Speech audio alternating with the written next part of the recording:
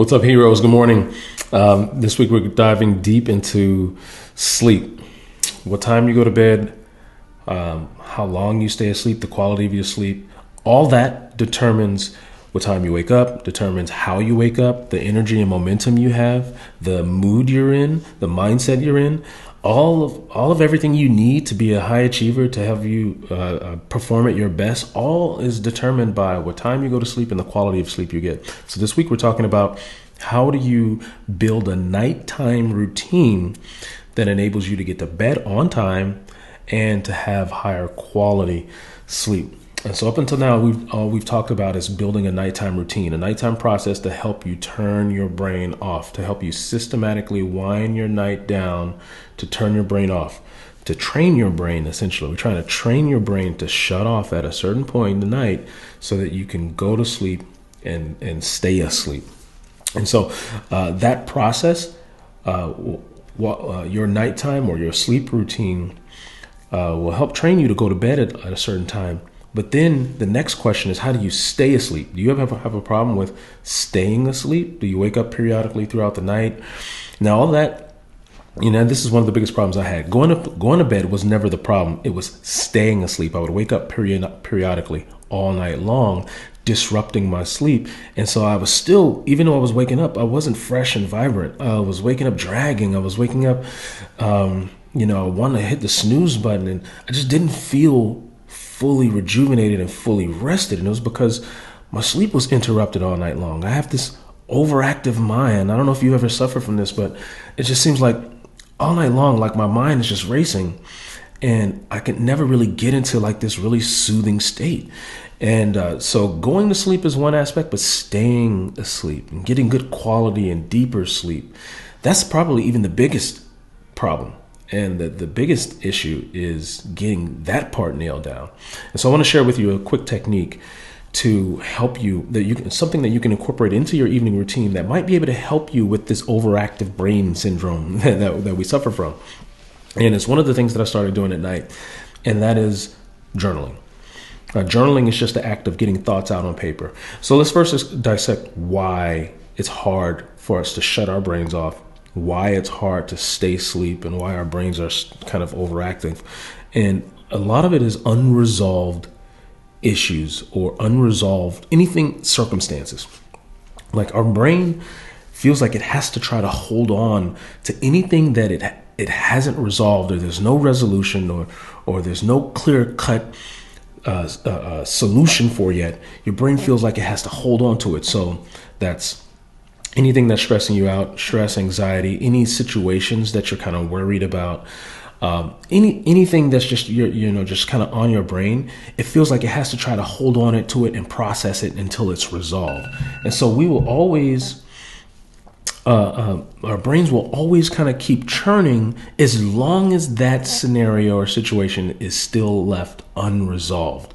So and so that was what on my mind all night long. I would kind of be up thinking about this, I got this presentation coming up, or I got to reach out to these people, or I got to, I'm worried about my mom.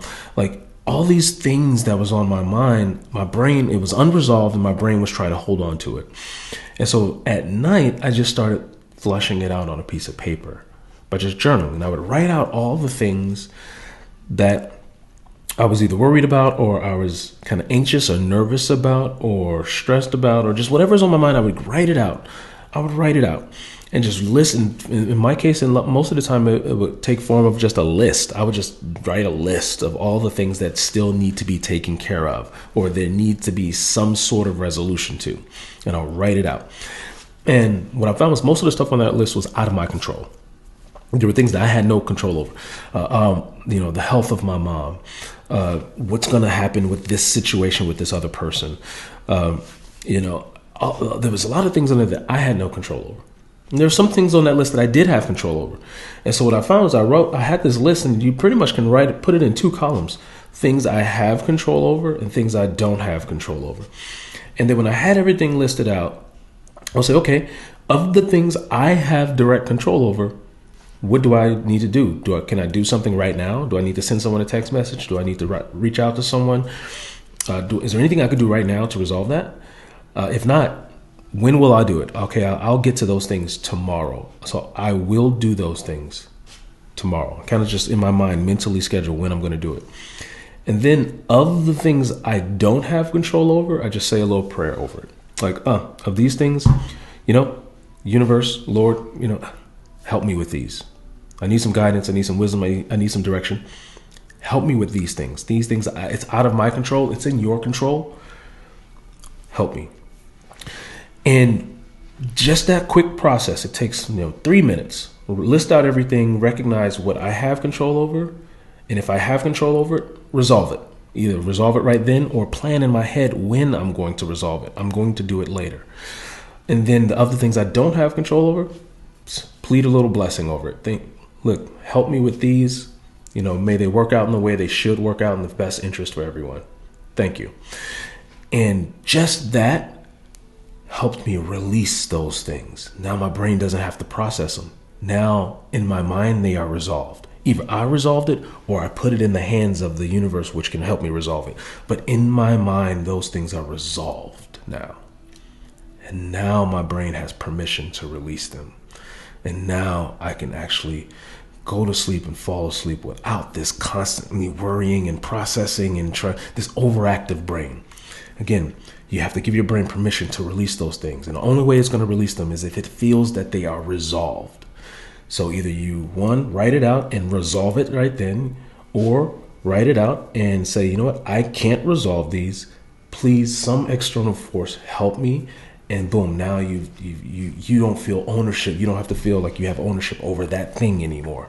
It's out of your hands. And you've given the ownership to another power that will resolve it for you. And so that's the process that helps me, my brain, be able to release and give permission to release those things so that it can finally turn off for the whole night and get good quality sleep. I hope that helped you add a little, again, this takes maybe 3 to 5 minutes, add a little 3 to 5 minute part to your power down hour process that'll help you get really good, deep, fulfilling quality sleep. Take care, heroes.